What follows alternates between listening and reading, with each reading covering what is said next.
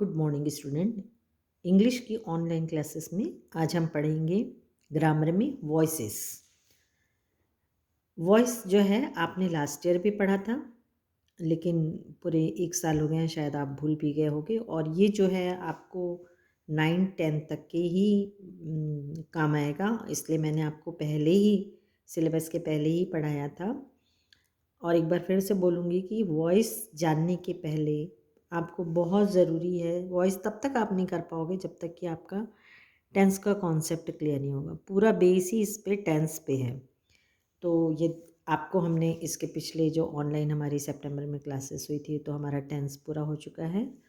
और एक बार आप उसको फिर से वापस वीडियो को देख लेंगे तो वॉइस समझने में आपको आसानी होगी। तो चलिए स्टार्ट करते हैं। वॉइस वॉइस होता क्या है? वॉइस अपन हिंदी में जिसको बोलें तो आवाज़ होती है, लेकिन यहाँ पर आवाज़ से इसका मीनिंग नहीं है। हम ये पहले देखते हैं कि 2 प्रकार की वॉइस होती है, द काइंड ऑफ वॉइसेस। पहली होती है active voice. When the subject is to, the verb is in the active voice. Subject और ऑब्जेक्ट आप बहुत अच्छे से जानते हैं। सब्जेक्ट होता है सेंटेंस के शुरू में कर्ता, जो काम करने वाला है। तो जब वो काम स्वयं करता है तो वो क्या होता है? एक्टिव वॉइस होता है। और when the subject is acted upon, the verb is in the passive voice. और जब सब्जेक्ट काम खुद नहीं करता, जो ऑब्जेक्ट है वो काम करता है, और सब्जेक्ट जो है ऑब्जेक्ट बन जाता है, तो उसे क्या कहते हैं? Passive voice. एग्जाम्पल देखेंगे, आपको अच्छे से क्लियर से समझ में आ जाएगा। देखिए, मोहन राइट्स अ लेटर। यहाँ सब्जेक्ट क्या है? मोहन। ऑब्जेक्ट क्या है? लेटर। और राइट क्या है? वर्ब है। अब जब एक्टिव वॉइस से पैसिव वॉइस बनेगा तो हमने क्या बताया कि सब्जेक्ट ऑब्जेक्ट बन जाता है, ऑब्जेक्ट सब्जेक्ट बन जाता है। तो a letter is written by Mohan. मैं आपको इसके रूल्स आगे पढ़ाऊंगी, पहले आप ये समझ लीजिए कि एक्टिव से पैसिव कैसे बनता है। तो जो लेटर था वो क्या बन गया? सब्जेक्ट बन गया। और जो सब्जेक्ट था मोहन, वो क्या बन गया? ऑब्जेक्ट बन गया। He taught me, I was taught by him. How to change active voice into passive voice. अब ये उठता है क्वेश्चन कि एक एक्टिव वॉइस को पैसिव वॉइस में कैसे बनाते हैं।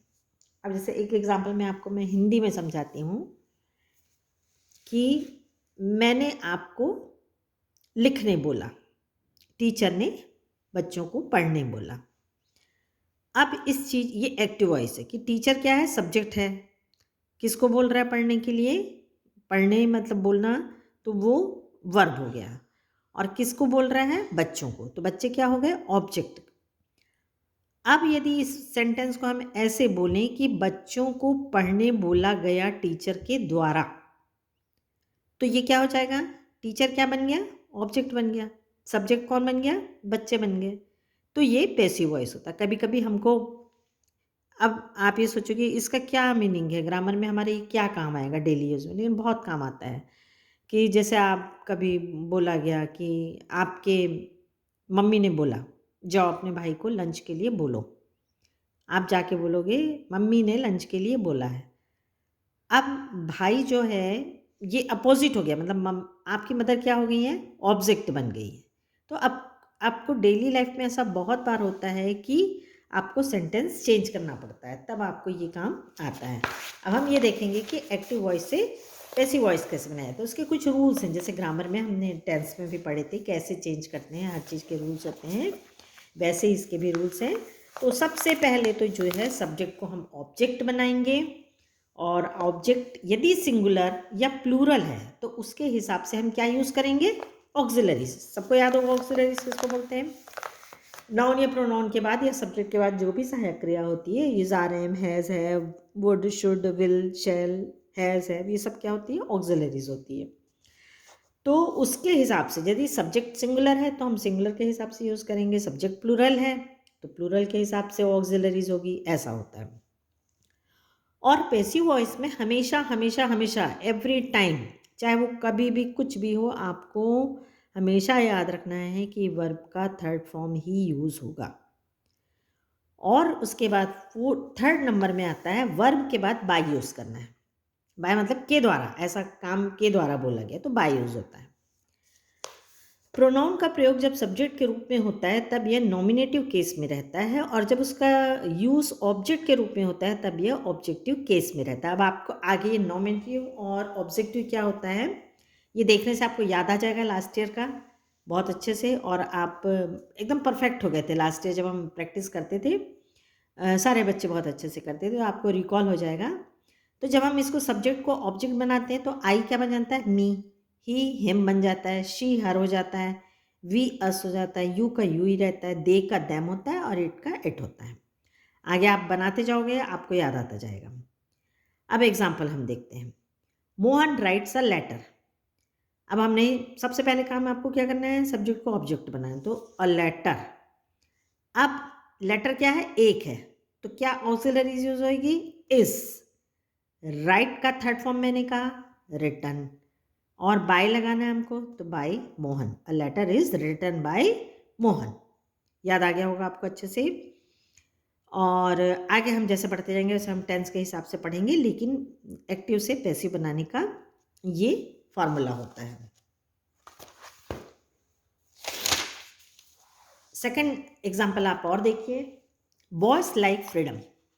बॉयज क्या पसंद करते हैं, आज़ादी।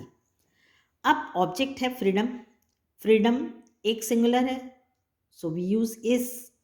लाइक का third form liked, we use by, तो freedom is liked by boys. He taught me. अब देखिए हमको ये बार बार मैं बोल रही हूँ कि टेंस आपको जानना बहुत ज़रूरी है। ही टॉट मी, टीच मी नहीं हो रहा है, टॉट हो गया, तो ये कौन सा टेंस हो गया है, सिंपल पास्ट टेंस है। तो जब हम पास्ट टेंस को पैसिव वॉइस बनाते हैं तो इज आर एम जो हमने यूज़ किया था वो क्या हो जाएगा, वॉज या वेर होगा। वॉज और वेर किस पर डिपेंड करेगा, ऑब्जेक्ट पे। ऑब्जेक्ट को चूंकि हमको इसको सब्जेक्ट बनाना है तो हमको ये देखना है कि ऑब्जेक्ट यदि सिंगुलर होगा तो हम वॉज लगाएंगे, और ऑब्जेक्ट यदि प्लूरल होगा तो हम क्या लगा देंगे, वेर लगा देंगे। तो यहाँ पर मी है, तो हमने ये लास्ट इसमें पढ़े ना, मी का क्या बन जाएगा, आई बन जाएगा। तो क्या हो जाएगा, आई वॉज टॉट बाय हिम।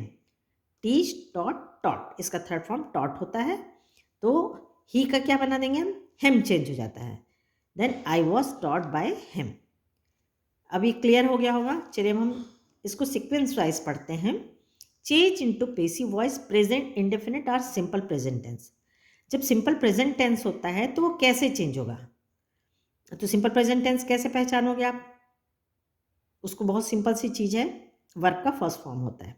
जैसे Mukul teach physics, Mukul teach, अब यहाँ पर वर्ब का फर्स्ट फॉर्म है और बाकी कुछ भी नहीं है, is are am has have ये विल शैल कुछ भी नहीं, तो आपको समझ में आ जाएगा कि ये सिंपल प्रेजेंट टेंस है।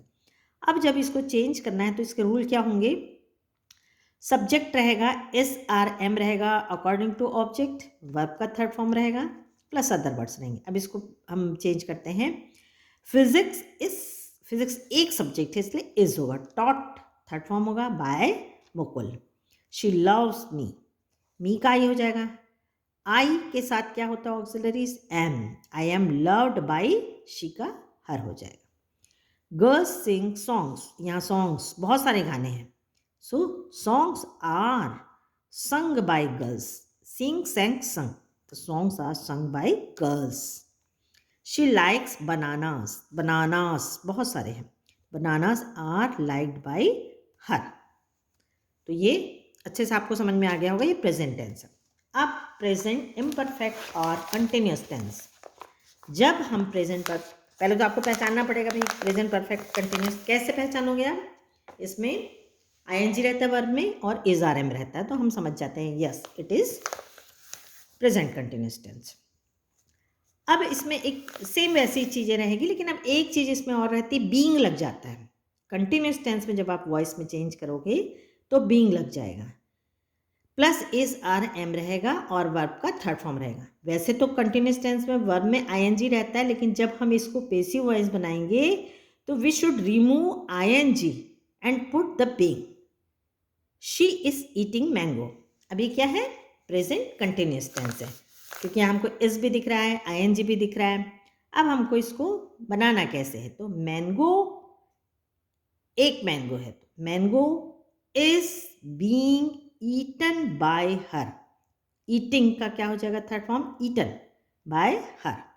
Boys are reading poems, poems बहुत सारी हैं, तो poems are being read by boys. Read का थर्ड फॉर्म रीड ही होता है।